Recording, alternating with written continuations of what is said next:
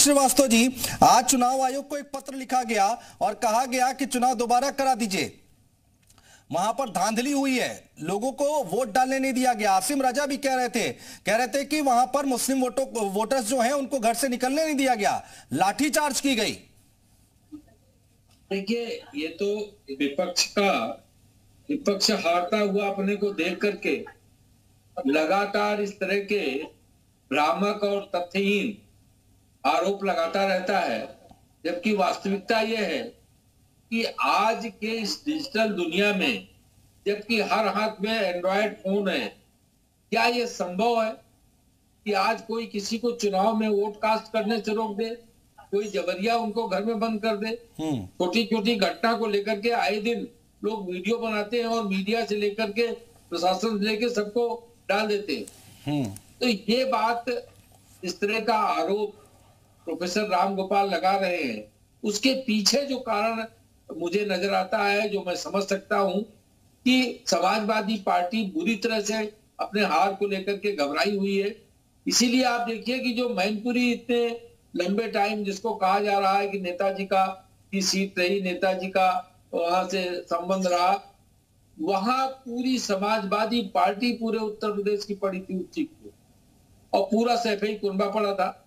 जबकि चुनाव तो 3 सीटों पर हो रहे थे, एक वहां अपना दर्शन जरूर दिए रामपुर में, लेकिन वो भी एक दिखाने मात्र को था। बाकी तो पूरी की पूरी समाजवादी पार्टी मैनपुरी में केवल जमा थी। तो अगर समाजवादी पार्टी की यही लोकप्रियता थी, हाँ, तो अखिलेश यादव जी को कहना चाहिए था कि मैं घर पे बैठ करके चुनाव जीत के दिखाऊंगा। अब तक तो किसी उपचुनाव में भी नहीं जाते थे। ठीक है, कपिल श्रीवास्तव जी जवाब दीजिए। बड़ी बातें यहाँ पर हरीश श्रीवास्तव जी कह रहे हैं। निराशा है, हताशा है, हार का डर है, क्या है?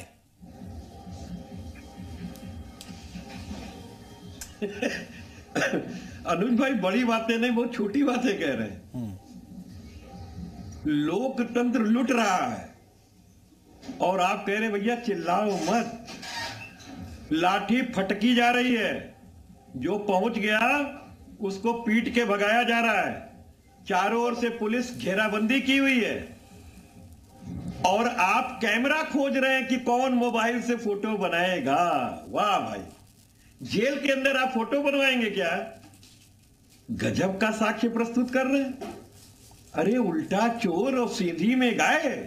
वाह, मैं तो एक बात कह रहा हूं कि समाजवादी पार्टी का हम सब मान लेते आरोप कोरा है, लेकिन हमें सिर्फ यह बता दें कि इस देश के संविधान में जो संवैधानिक संस्थाएं बनाने का कानून है, उसमें 8 घंटे में किसी एक व्यक्ति को इस्तीफा देकर दिला करके संवैधानिक पद पर इसी के कैसे बैठाया जा सकता है? ये तो भारतीय जनता पार्टी ने किया है, अद्वितीय कार्य, आज तक इतिहास में दर्ज हुआ। ये मंगल ग्रह गए चले गए। ये तो मैं तो ये पूछ रहा हूं, सुप्रीम कोर्ट ने पूछा यसमैन की नियुक्ति कैसे होती है? हाँ। ये तो एफिडेविट नहीं लगा पा रहे। अब आप बताइए ना कि जिस तरीके की सारी चीजें हैं, मैं बहुत हल्के में बातें कह रहा हूं आपसे, लेकिन बहुत गंभीर बातें हैं। मैं इसलिए कह रहा हूं कि इस लोकतंत्र को बचाना सर्वोपरि है, क्योंकि लाखों मां बहनों के सिंदूर सुहाग उजड़ जाने के बाद हमें जो आजादी मिली है, वो आधे नंगे फकीर ने दिलाई थी। आज उसकी आइडियोलॉजी की हत्या नाथूराम के विचारक लगातार करते चले जा रहे हैं।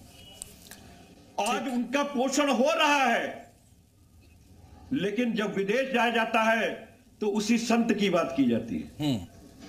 आप मुझे बताइए, आप सुप्रीम कोर्ट को जवाब देने से भाग रहे हैं, आप हलफनामे पे संवैधानिक पीठ के अंदर डेट पे डेट लेना चाहते हैं, क्यों भैया? अगर आपने सही किया तो फिर डर किस बात? ठीक है, हरीश जी से इस पर जवाब जरूर। आपने रामपुर में फ्लैग मार्च किया, ठीक है, जवाब ले लेंगे। आप वहां लोकतंत्र का चुनाव हो रहा है कि आप वहां पर जो है दंगा करा रहे हैं? हाँ। फ्लैग मार्च किस लिए हो रहा था? जितेंद्र जी, लोगों के घर बुलडोज क्यों किए जा रहे थे? हाँ, जितेंद्र जी वाकई लोकतंत्र लूट रहा है क्या, जैसा कि कपिल श्रीवास्तव कह रहे हैं? सबसे पहले तो मैं एक दरखास्त करूंगा कि टाइपिंग एरर हो गई है। जितेंद्र नहीं, जैनेंद्र नाम है। जैनेंद्र जी माफ कीजिएगा, जैनेंद्र जी माफ कीजिएगा, मैं सही करा रहा हूं, आप अपनी बात रखिए। जी नहीं, लोकतंत्र की हत्या नहीं हो रही है। जब हार सामने दिखती है समाजवादी पार्टी को, तो वो हमेशा कभी ईवीएम पर, कभी संवैधानिक संस्थाओं पर, कभी पुलिस प्रशासन पर, कभी डीएम पर वो आरोप लगाती आ रही है। आप मुझे बताइए, रामपुर में जहां पे ये बता रहे हैं कि चुनाव जो वोटिंग परसेंटेज है वो बहुत कम हुआ, आप बताइए 1993 में रामपुर में केवल 30% मतदान हुआ था और आजम खान जी जीते थे। क्या तब भी दोबारा चुनाव हुए थे? क्या आजम खान जी ने मांग की थी उस समय कि कम मतदान हुआ है और दोबारा से चुनाव करवाए जाए जिससे कि मैं दोबारा से जीत के आऊं? नहीं। तो ये कि कम मतदान का मतलब ये भी तो होता है कि दो चीजें होती है, एक तो उपचुनावों में वाकई में कई जगहों पर कम मतदान होता है। हाँ। दूसरी चीज कि जनता एक उपेक्षा से भर जाती है जब देखती है कि उन्होंने 10 बार 11 बार किसी को विधायक चुना है। आप मैनपुरी में देखिए, वहां पे कोई कार्य नहीं हुआ और नेताजी के जाने के बाद तो वहां पे और थोड़ा सा लोगों को लगा तो 2-3% वहां पे कम मतदान हुआ। हरीश श्रीवास्तव जी, आज चुनाव आयोग को एक पत्र लिखा गया और कहा गया कि चुनाव दोबारा करा दीजिए। वहां पर धांधली हुई है, लोगों को वोट डालने नहीं दिया गया। आसिम रजा भी कह रहे थे कि वहां पर मुस्लिम वोटर्स जो हैं उनको घर से निकलने नहीं दिया गया, लाठीचार्ज की गई। देखिए, ये तो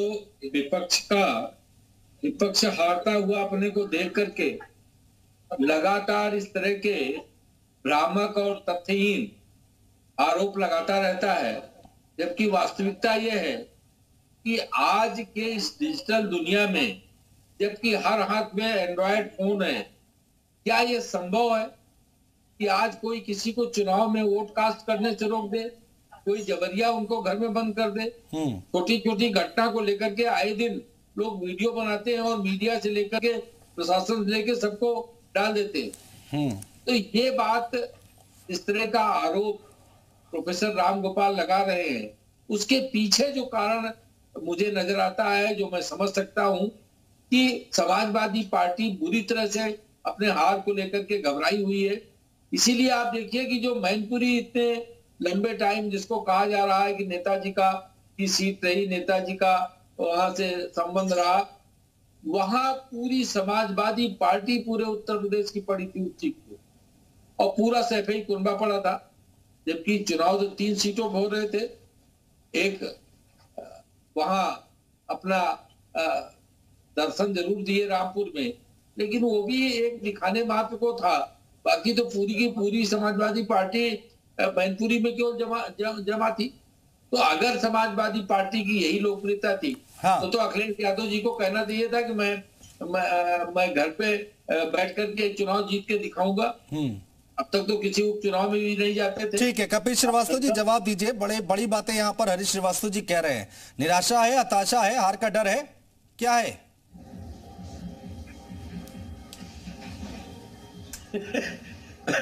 अनुज भाई, बड़ी बातें नहीं, बहुत छोटी बातें कह रहे हैं।